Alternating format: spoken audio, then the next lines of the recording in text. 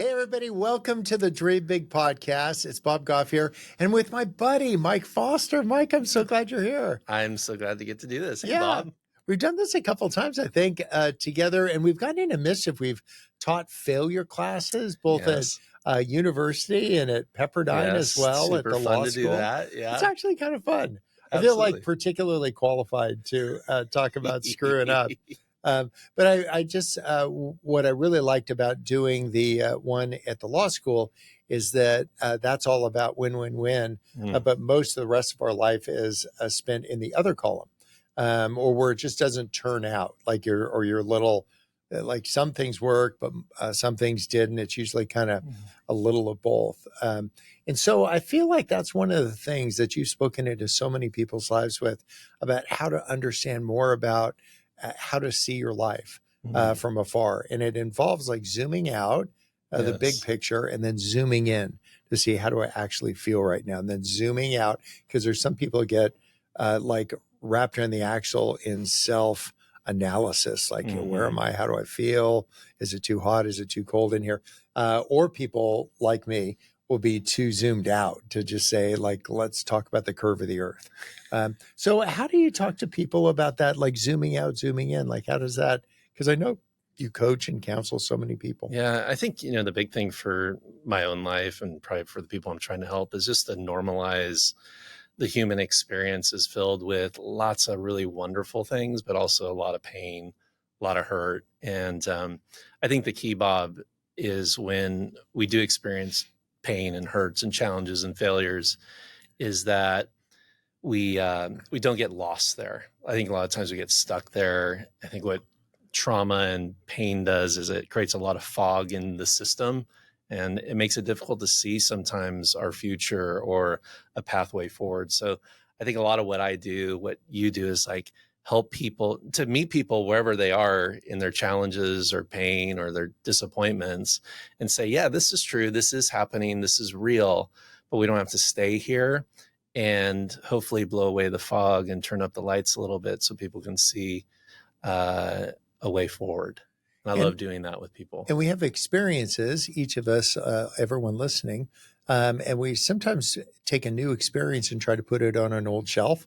Could you say, like, that is similar to others? And it may be similar, but I'm finding that a lot of my experiences, I need to build a new shelf for that to say. And it might be a shelf that's adjacent to one that I've known before, but I'm not trying to say this means that and go backwards. I want to say, what are the possibilities? Like, what are the things, like new Bob, newest, humblest version of him? Like, how do I digest that? And a part of that is moving from capabilities to a sense of calling, a sense of like, who is Mike Foster? So you have all these capabilities, all these things that you know how to do. How do you decide like who Mike is going to be in the upcoming year? Well, it's kind of two things that is guiding my life right now that I think about: scale and joy. So, like, I want to scale things. I want to grow things. I want to grow myself. I want to grow my projects, businesses, things that I care passionately about. I want to scale my marriage, but I also want to, like, as I'm scaling something and growing something, I want to keep joy hooked to it.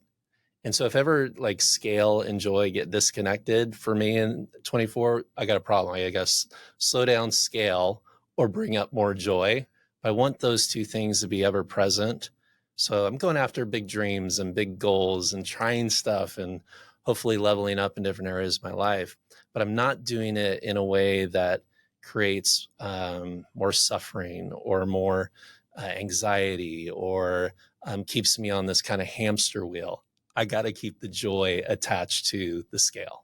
You seem like you do a really good job. I know there's a couple places that you love going, both, as a couple and as a family. But you seem to do a really good job about taking breaks in between all the things. Would you rate yourself as like actually pretty good at that? I have learned over the years that I am a disaster when I don't have healthy boundaries. But I can do a lot of great things and really good things, positive things for the world when I know my limits. And I just know that the way I work, everybody's got a different rhythm. Everybody's got kind of a different take. So I like to go really hard for a few months and then disappear for a month, Yeah.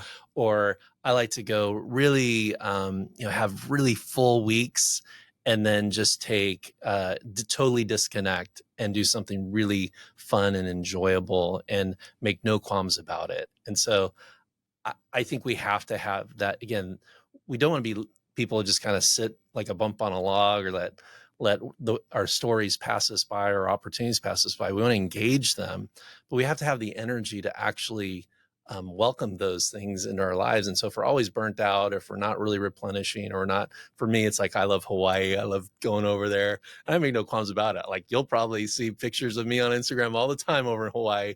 Not that often, but enough to see, like, Mike's in Hawaii a lot. Well, I do that because I know it replenishes me, it refuels me for the things that I'm called to do in terms of the work and the output that's needed in my life. Yeah, I think the sense we were having a conversation today earlier about this idea of delight. Yes. Like, there's just things that I think I was trying to think, when was the first time I was ever just delighted? I think it was when I had Dippin' Dots for the first time. I was get that. Just delighted. Yes. They cost more than drugs, but they were just like amazing. I was just, everything in me was right in that moment. We find delight sometimes in relationship. It's the sky is bluer, the birds are singing more loudly, the flowers are blooming. You just see, when you're delighted in a person and you delight in the things around you, you skip to work because you're like delighted about that. When have you experienced actual delight? Oh my gosh. For me, it's as you sort of described, it's very simple things, like just Dippin' Dots. For me, I really get delighted when I am near and in nature. Like, I'll be looking at a tree and I'll just go, man, that is just an incredible thing. And it's so unique. And I love nature, because nature just doesn't really care, doesn't worry about the things I worry about. So I'm always like, this is just amazing. So, Yosemite, being in the mountains, even like when we're out at the Oaks, I just go, this is so beautiful and so fresh and interesting. But we got to slow down and kind of notice delight. Sometimes I think we're just moving way too fast, that we miss like the Dippin' Dot moments, or we miss the moments to appreciate beautiful things in nature. So delight's an incredibly important fuel for our lives, but I think so often we are moving so fast that we miss it. Should we write a book called Delight? Wouldn't that be great? I think that would be a good, that would be a project I'd be pumped about. So to think of the things that delight you and why, and then to return to those things, and you're not going to make it from the fast lane. No. Because if it's just pedal to the metal, let's go down. Now, if you want to accomplish, and I'm like one of the, whatever number of lanes there are, I want to be in the furthest to the left. But delight means to like move to the furthest to the right, and to slow it down. And then if you have difficulty, like I do, in having those kinds of pauses, just game the system a little bit. I don't know if you've seen this Volkswagen I bought a year or two ago. It goes like 40 miles an hour downhill with the wind behind me. Like, it just does not have hurry in it. You can be in all the hurry you want. And so even in driving over here this morning, I was just delighted in that. Yeah. I'm just not in a hurry. Not in a hurry. You got to take your time. You're going to get there when you get there. Yes. It's one of the few things that's almost older than me. But I just delight in the fact that every time I start it, I'm just so delighted when it starts. I'm like, this is awesome. We're actually going to go somewhere very slowly. And so what are ways that you've kind of gamed, knowing what your tendencies are, your propensity to just, if you're like me, like go fast and say yes to everything. What are ways you've tried to game the system in your own life to take it down a notch? I think one of my big challenges, and probably a lot of people listening could probably relate to this, is I don't get a lot of delight around digital. Okay. Anything digital, computer, phone, electronic, I don't find that to like hit the source in me that I go like, ooh, this is cool. This is amazing. This is like invigorating. And so kind of the way I'm gaming the system is I'm trying to go more organic or analog, where I'm really trying to zig or zag away from the high-end technology things that we're all, kind of, put a lot of time and energy into, and find the things that are like, I like sitting on my patio and listening to my fountain and the water falling. Like that's a pretty like simplistic thing. There's nothing high tech about it. It's just water dropping into this little concrete thing, little pond. And but it delights me because I think it takes me back. I think it actually takes me back to more like spiritual things. It takes me back to like maybe God's intention for maybe a simpler, more connected life, to the beauty of the world and the beauty of simplicity, and versus the super fast, high tech, digital stuff that we tend to spend a lot of our times with. Maybe being delightfully inefficient in the way that Yes. you deal with your friends and the people that you love. Because there's a way, like, I don't think it would warm Jen up if you said, hey, I've got a 15-minute slot from like, Yeah, hey, book it on my online calendar. yeah, Yeah. yeah. But to if I said to Sweet Maria, hey, I've got a 1 o'clock, but do you want to be my 2 o'clock? She'd be like, dude, I got your clock right here. You're right. So to be delightfully inefficient, I don't make a lot of appointments with people. So when somebody says, Yeah. do you want to have coffee? I would say like constantly, like always. However, I'm not going to engage in what will follow. It's not like I'm above it or beneath it.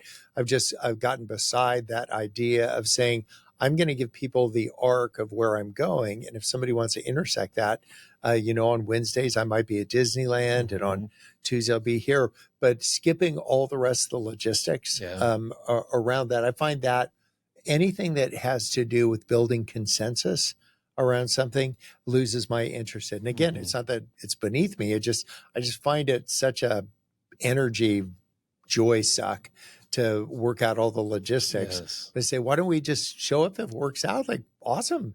See you there. Really, Bob, I've known you, I don't know how many years we've been friends, but I have watched you do that. And I think it's just the secret to your success is not being locked to this calendar schedule appointment model that most of us are operating in, but the just that intersection, the freedom, the autonomy, just to allow something to just happen because we had space for it, versus we tend to be so planned out. So I know, like for me, I know I'm not experiencing delight when I wake up in the morning, I look at my calendar, and it's meeting after meeting after meeting after meeting, or appointment after appointment. It's like it just doesn't feel great. And so I think you really have cracked the code on schedules and time and how to think about how we can connect and how we can meet, but maybe in a different way.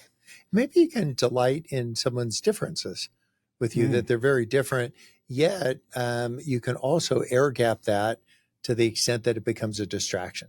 So if somebody feels very engaged on a particular issue, there was somebody that got up in my grill. I'm medium hard not to get along with. I've got a prickly side too, I'm sure, but like they got up in my face about something, and I put my hand on their shoulder and said, I'm insecure too. I'm like, I totally get what's happening right here. And I don't know if that was kind of left-handed, but I wanted to like take down the intensity of what was going on. And I'm a trial lawyer. I'm like intense for a living. But I don't think you need to have everything wrapped up. And so if we were going to find out where they're really at, one of your outstanding characteristics is you're curious. You're not you're not just saying this is a really good counseling technique I found that works, but I think you're genuinely curious about people. I am. I find people to be amazing and fascinating, and their stories are, most of us don't. I get to listen to people all day long, and I really I love it.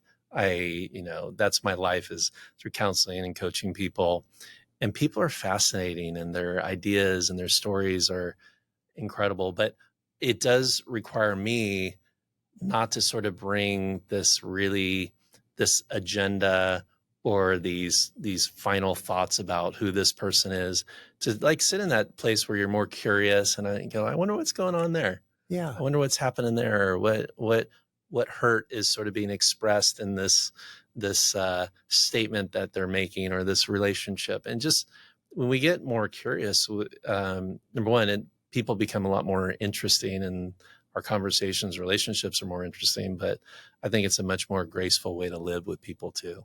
Yeah. Think of the conversations I'll oftentimes have with people. So I'll ask them, hey, what's the headline right now? Like what's in boldface caps across the top? Because I don't want to I'll always be prepared to have a conversation with somebody on whatever we're supposed to be talking about. But to pause first and say, hey, tell me the headline in your life and tell me what's below the fold. Yes. What is it that actually has made it below the fold that you would like to be the headline, but you just can't get to the front page? Yeah. And what are the perceived impediments? Not like, I don't want to acknowledge them as actual impediments. I would just say they're perceived impediments. They're not really in the way, but the perception is that they're in the way. I am an impatient person. And so like, I don't want to deal with nonsense. I don't want to deal with like the noise. It's like, give me the headline. Because if you give me the headline, we can work with that. Yeah. But if we're just dancing around for 30, 45 an hour of just nonsense, that's not really helpful. And so, to be in a relationship with somebody and to have a friendship, or even a stranger, say like, let's be disciplined enough here to give me the headline so we can really work on maybe getting to a solution, or finding a way forward, versus the drama or the reality TV show that most of our relationships tend to be. It's like not helpful. Yeah, like if it'll make a great TV show, it'll make for a lousy life. It's so true. What's so that thing Maria told me early on? 100% kindness, 0% drama. Yes. And that I don't always live into that, but she's a great reminder about that. So we have things that will happen in our lives. And you've written so many books, and it's so fun to know that you don't want to talk about your books, but I think that some of the things are lessons that are touching so many people. You nailed Maria in one of the questions she asks in everything she does. And this comes from the 7 Primal Questions, which is just a killer book. And it's, am I safe? And so sweet Maria Goff was up in the attic, and she was moving the luggage around. I think she forgot that she took the attic door down to do that. And she took a header out of the attic, hit no stairs, head first all the way to the ground. Did you know that happened like 4 or 5 weeks ago? No. And I got home. I was out changing the oil in her car. I've got receipts. I got an alibi. I was not there. And so I come home, and Maria is like out cold, and she's just coming to. Goodness. She can't feel her arms or her legs. And I'm like, oh, wow, plot shift here. And so ambulances and fire trucks and all that. And so we get her to the hospital. And when you take a big hit to the head, your body just finds its off switch. And then slowly, hopefully, things start coming back online. And the doctor's leaning over, and he said, like, where are you feeling the most pain? And she pointed at me. I'm like, she's back. But this did not help with this question that she has, am I safe? Yeah. And she got a huge no on that. And it wasn't me, it was the attic. But tell us about some of the questions people ask and the answers they get, and how you've found that connection. Because I think people, as they're moving forward this year, can really use some organizing principles. It's like you've given us a couple more shelves to put things on. Yeah, I mean, the book I've been working on for the past 5 years, 7 Primal Questions, is really just about understanding our most important need, and really in a form of a question. And it's typically the primal question gets imprinted in our early childhood. There's some experience or trauma or some confusion. And so we then carry this question into our lives, and we keep asking it. So like, there's 7 questions. Am I safe? Am I secure? Am I loved? Am I wanted? Am I successful? Am I good enough? And do I have purpose? And all of us have pieces of those questions within us, but there's one question that's most important to us. And so like for Maria, kind of the way that she sees things and makes choices and decisions and the way that she does relationship and is all run through the question of, am I safe? And when she gets a yes to that question, she feels great. She's grounded. She's her best self. But when we get a no or a maybe to that question, that's where we then go to what I just call unhealthy coping mechanisms sometimes to protect ourselves or to try to get our own yes. So like for you, Bob, I always use you as a great example for question 4, am I wanted? Because, and really for you, the research, one of the things that the research shows is that we put our question, our primal question, over everybody else. Yeah, we assume this must be the question you're asking. Marie's thinking, she's thinking, I'm wondering, am I safe? Yes. I'm like, don't care. You're not. Yeah.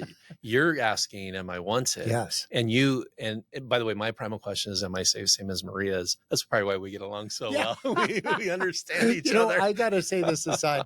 I think we've gone out to dinner with another couple 3 times in our 35-year marriage. And we've done it with you, 2 of them. Yes.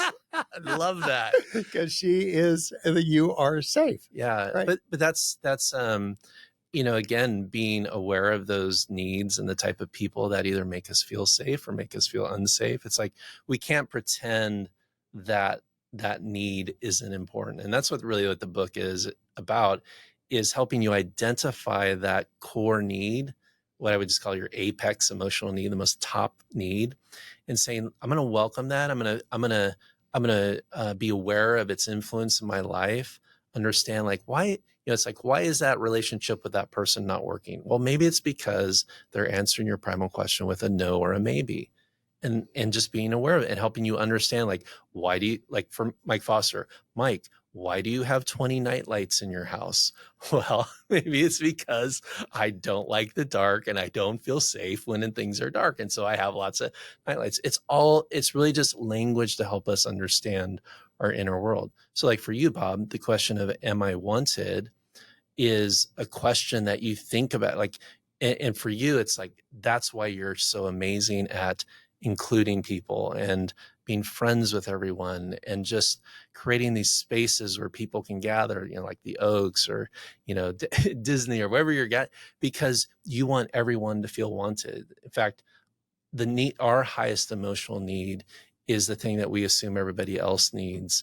And we become sort of the experts on affirming that in others. And and then it will explain some of your behaviors that would otherwise be inexplicable. All the night lights, or if you experience with me like skid marks to a stop, it's because I didn't feel wanted. And I'm like, and it's not a pout.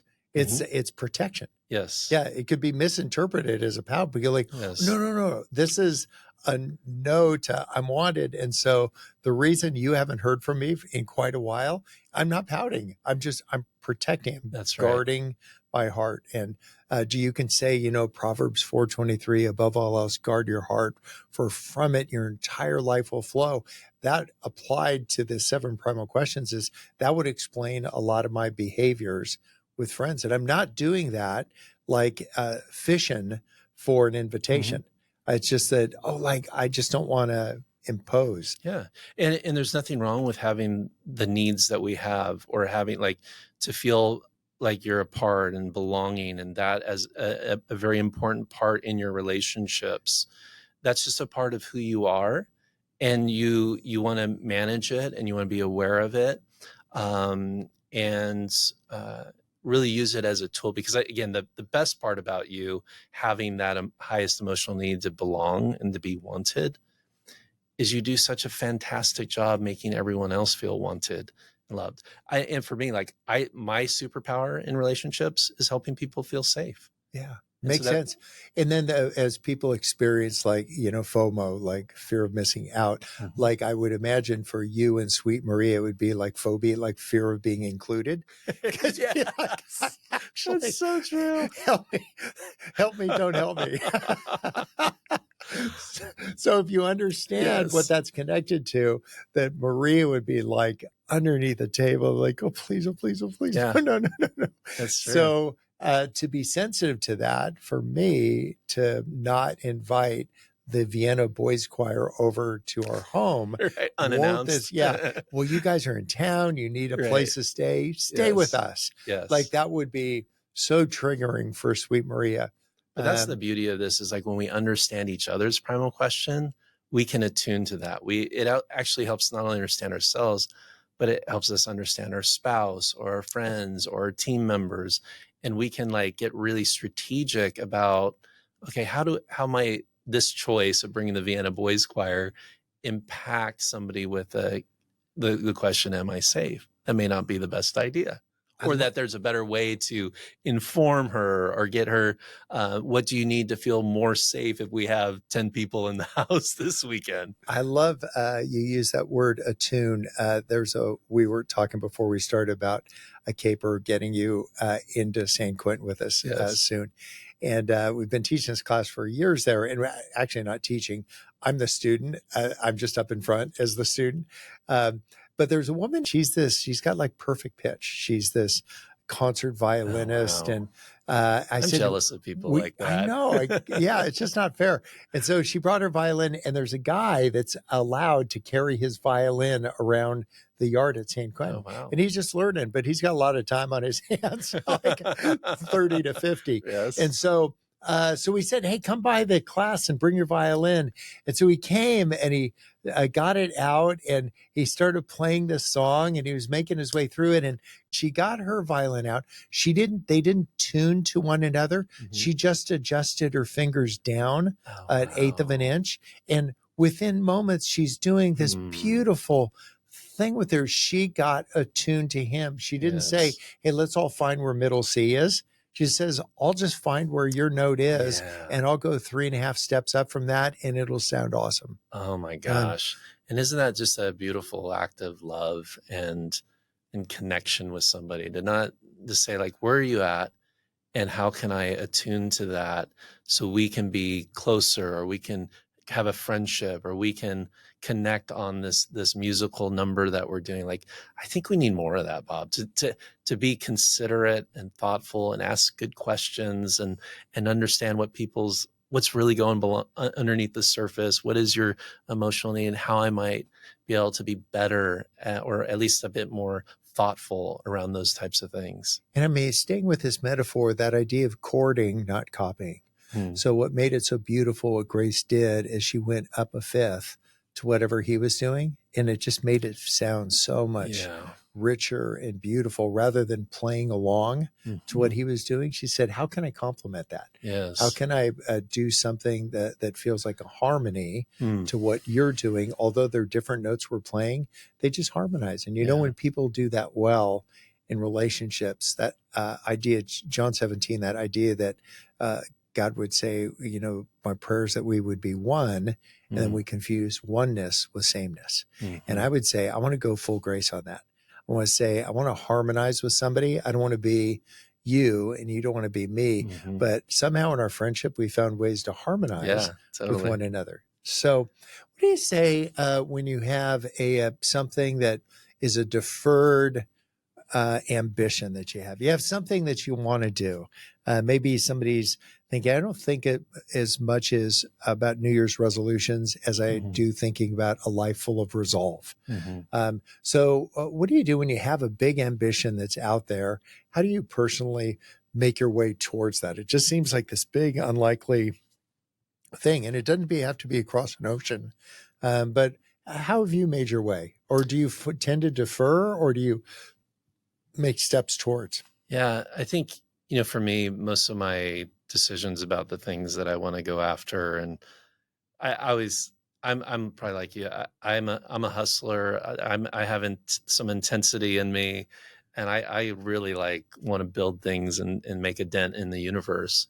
But I think before I ever enter into like going after an ambition or going after a project or writing a book or whatever it might be, I really need to check in with the values. And does anything in what I'm going to go after compromise the things that are most important to me?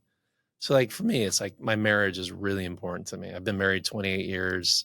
I want to be married another 28 years. I don't take that for granted. And so I'm like, is this thing that I'm going to go after, is that going to get in the way at all with that value of, Mrs. Foster being kind of my number one? I think also about kind of my own like my own sanity, right? My own the joy. Is this thing that I'm going to go after, is it going to um compromise really kind of like I like having breakfast in the morning. I like having margin in my schedule. I like being able to have autonomy and freedom and choice. So is the thing that I'm going to go after, is that going to compromise that value? And so as long as the things that we're going after and dream big, right? Go after big things, but make sure that they're not undermining those values and those foundational things that are most important to you. So that's Yeah. kind of how I approach it. I think of it in two different ways. One, to your point of organizing the highest values that you have with all of the ambitions that are out there. Mm-hmm. And a really practical exercise would be just like list all those high values, Yes. availability, marriage, like all the things, Mm-hmm. joy, freedom, lack of appointments, whatever it is. List your high values. If you can put them in order, that's great, but just you can get somewhere in the zip code. And then in another column, say all your ambitions, here are all the opportunities, and to draw a line between each opportunity and which I value. Yes. And then That's if you're great. having trouble saying like, I don't see a connect, like it's just an indicator. Doesn't mean it was a bad idea. It's just an idea that doesn't fit what you've identified as your highest values. Maybe your list of high values needs to expand, or maybe your list of ambitions needs to constrict. Yeah. That's just such a great way to just say, really good. what's that connected to? And then you go like, oh yeah, I know where there to go. And then you could prioritize. Like you could just say, I can't do all of these things. The second thing I try to do is I just go small, medium, and large. Mm-hmm. So if you have an ambition, I just say, what's a super easy ambition? So just pick something super easy. Like it could be mow the lawn, easy enough. You're 15 minutes and one operable lawnmower away from getting there. But you probably have an ambition that could say, I want to learn how to ride a unicycle, like whatever it is. Well, just get the unicycle. Like step one, that's Amazon. Like 9 minutes later, it's going to be on your doorstep. Yes. They just knew you wanted it. And so pick a medium ambition. What would take, it's not that it'd take a long time, but it feels medium large in logistics or commitment or enough things that need to happen in the right order. And then pick something really big. I don't know if I've shared with you our new big ambition with the team out in Uganda. We started with a school with 9 kids, and now there's 1,500 kids living there. And then we just started buying up all the land around it, and we're starting a university. And now my worst subject in school was school. So I don't know anything about universities, but I know enough to say, I want to not just have a university, I want to have a zoo. And so all of a sudden you have like, I can picture in my mind, everything in my house has a giraffe on it, because I just want to get like large animals that can't be lost and don't bite. Yes. So we'll just start within a great big ambition. You could say some parameters. Let's just like, I would not want to have pythons there. Or things like lions that bite people. But like, how do you lose a giraffe? I'm looking for this long neck. Well, this is what I love about you, Bob. It's like I think you're uniquely gifted to think way beyond most of us. And I love that that's just a superpower of yours, to see things and think about things in just like this fresh, creative way. And what I think happens is we see you going after your big ambition and talking about your big ambition and talking about what could be. And I think that lifts the all of us up in terms of, as we think about our big ambition. And probably most of us are maybe hanging around the mid-size ambitions and dreams, when really maybe we should dream a little bigger. Then you have people that we've all been exposed to that talk about great big things, kind of like brain candy. Like they're just musing. They haven't had an opportunity to actually go after them, because it can be scary and vulnerable and costly in terms of time or finances or whatever. But being willing to fail at something. How do you pair your answer to question number one, am I safe? And taking the risk, it may be failing. Because you Yeah. do that every time you write Hmm. a killer book. Like you just like, I don't know if people like this, or anytime you've done big things personally. I know of many of the really large things that you've taken on, and maybe some work, maybe some don't. But how do you pair those? How do you manage or control? Am I safe with actually pursuing some really big things? Yeah. Well, one of the things I talk about in the book is if we're always living in our primal question, asking the question, we're going to live at the mercy of however that question is answered. And so what I talk about in the book is living in what I call the primal truth. It's where I no longer ask the question, am I safe? And I turn the question into a statement. I am safe. Because the realities of our lives, for you, you are wanted. You don't have to ask the question and rely on however people may answer that. And so the more that, and I just call this self-leadership or coaching ourselves, is the reason I'm able to take risks and do things that maybe are beyond my comfort zone is because I come at it from a place of kind of my healthy adult thinking. I come at it from my primal truth. I am safe. Even if it goes wrong and even if it doesn't work, I'm still safe. I think so often when we're making choices for our lives or looking at our dreams, we're coming from this place of this kind of wounded kid versus this really competent and capable adult. And so, and whatever your primal question is, it's this sort of, I don't want to say mantra, but kind of a reminder of truth. And the truth is, I may have the emotional need for safety, but also the truth is I am safe and I can live that way and I can make choices from that place of safety, not a place of wondering whether I'm safe. And maybe leave, as we were talking about outsmarting yourself, knowing what your weakness is. You're always in a hurry, get a bad car. Mm-hmm. If you're, or a slow car, if you're wondering if you're wanted, I wear this Mickey Mouse watch everywhere I go. And if he's smiling, I'm smiling. It's just this reminder, like you're just, game the system, come up with a way to surprise yourself with these reminders. Maybe if faith guides your steps, like God showed up here. Mm-hmm. They didn't stack rocks because they ran out of paper.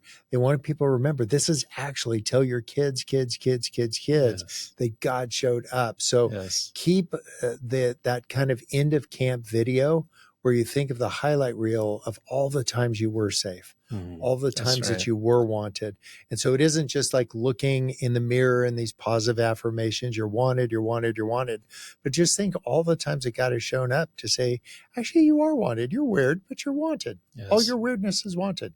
Well, yeah. And I think one of the things that I talk to people about is that like God's relationship with us is really his relationship with our primal question, our highest need. Like he wants to remind you all the time that you are wanted, you're included. He wants a relationship with you, that he pursues you. He wants to let me know that I'm safe, that I'm protected, that he's my refuge. And so it really is God saying yes, yes, yes to all of our primal questions and us trusting that answer. Yeah, I'm just thinking that we're talking about this. This is like, like Peter's like, do you know Jesus? He's like, I've never heard of him, and the rooster's crowing and all that. And then he turns around and says, you're a rock. Like, you're the guy. Mm-hmm. You're the guy. He almost like goes to the primal question, like, am I enough? Am I whatever? That God will speak right to that. But we need to like listen. Like we got to understand this is what's going on with little insecure Bobby Goff. And then you can see some things conspiring for good and bad in your life that's triggering some of those things. And then to just say that primal truth, to say, actually, and not just a positive affirmation about that, but to think of examples when I was wanted and I was wanted and I was safe and I was safe. Absolutely. And then the last thing is selecting your friends. Like just finding a posse of people that aren't just blowing sunshine at you, but they're speaking truth to you. What are a couple thoughts about that? Because you can have people that say, you're so swell, you're so nice, you're so whatever. And it's not that they're being disingenuous, But there's some other people that when you say I am wanted, it carries more weight. It actually makes me like emote. I'm emotionally incontinent to begin with, but just being your voice in my life, that really matters. How do you find people? What would you suggest to folks as they're deciding who they're going to have closest to them? Yeah. Well, and you're a great example of this. I like to have people in my life who are people that I want to be more like. And, I think about our friendship and, I don't know, this sounds weird, but I watch what you do. I see how you interact with people. I see so many qualities about you that it's like, oh, I can learn so much. And I think some like good friends, like the people that you surround yourself with, they should be people worthy of like, when they start talking or doing things, you should be taking notes because you want to be more like that. And there's a certain characteristic or a way that they do their marriage or a certain way that they treat people. And you're like, I can really, my life could be so much better if I was more like Bob. And it's not that I want to be Bob, but there's parts of you and there's parts of other close friends and people in my life. I'm like, I want to be around them because I want whatever they have in the areas where like I need to grow or I need to be challenged in, or there is that perhaps I have some deficiencies in. If I surround myself with those people, they're going to help me become the man I want to become, or the husband I want to become, or the friend I want to become. So I think be selective, be choosy with your friends. I think there's a big difference between friends and friendship, right? I think a lot of us can have friends, and you have a lot of friends and acquaintances, and as do I. But friendship's a different thing, and friendship, I think, is the smaller group that helps us be better and more of who we need to be as individuals. I'm remembering before pickleball came, there was this sport. It was called tennis.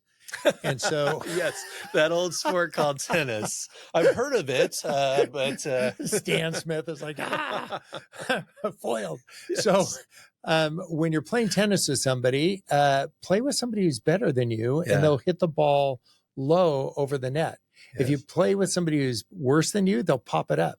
Yes. Right. And when somebody pops it up to you, you tend to pop it up back to them. Yes. You don't get a big pop up and then you like line it low over the net. So find people that hit the ball a little harder, a little lower over the net in different areas of your life. Yeah. If they keep sending you pop-ups, that doesn't mean they're not good friends. They're just not good tennis companions. And so find people that challenge you in all the best ways.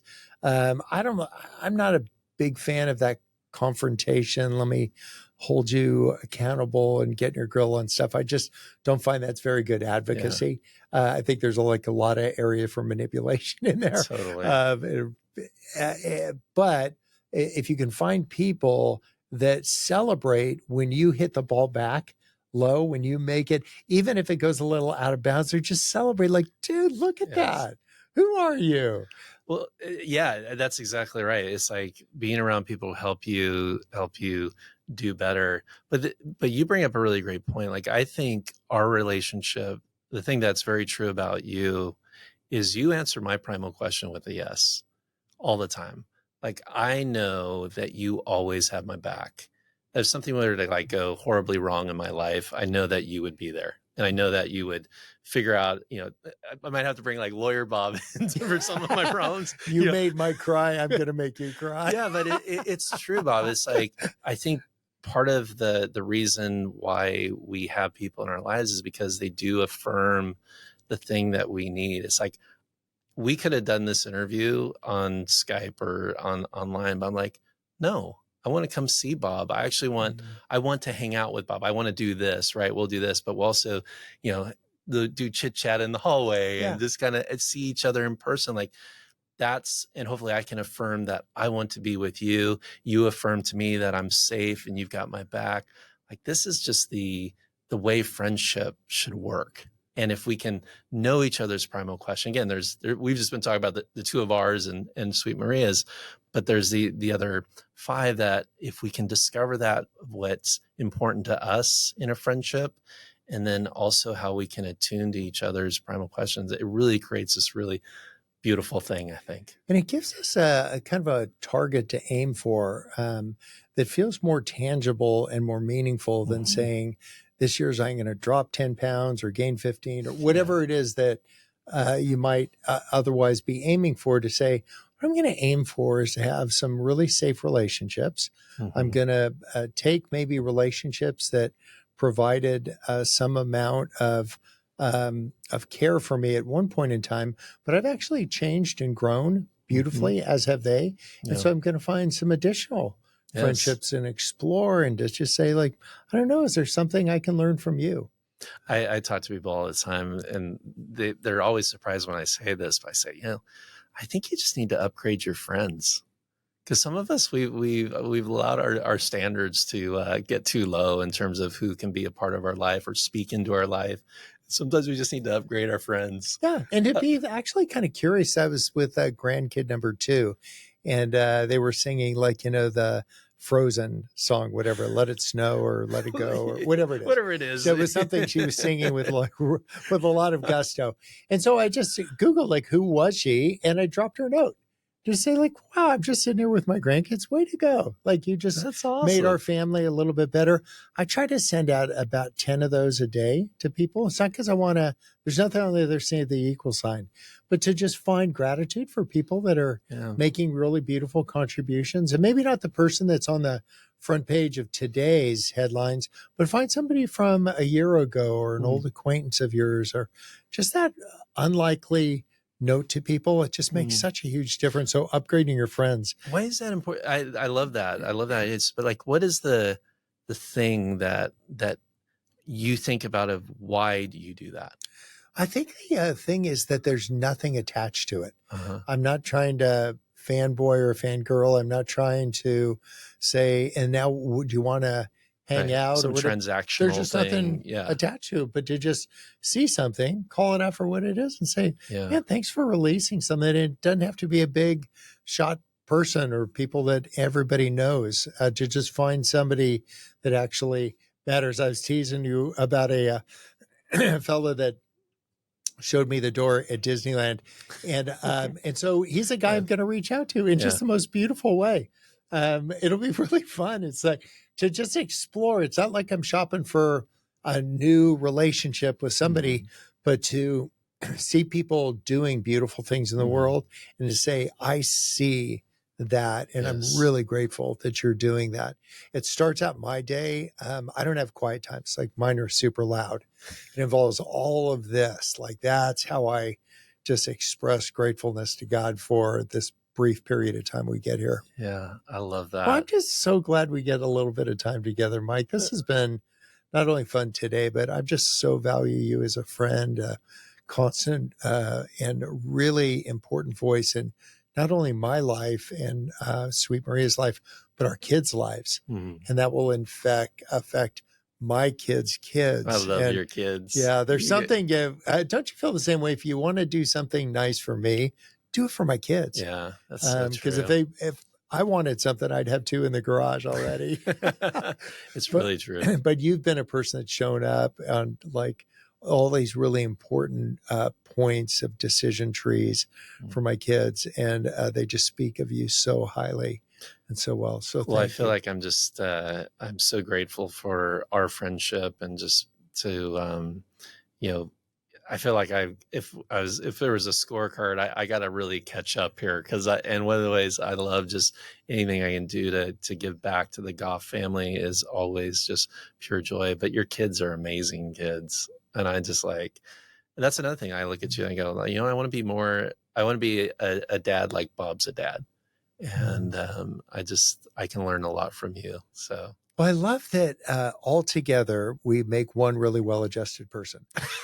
Exactly. But it's going to take all of us.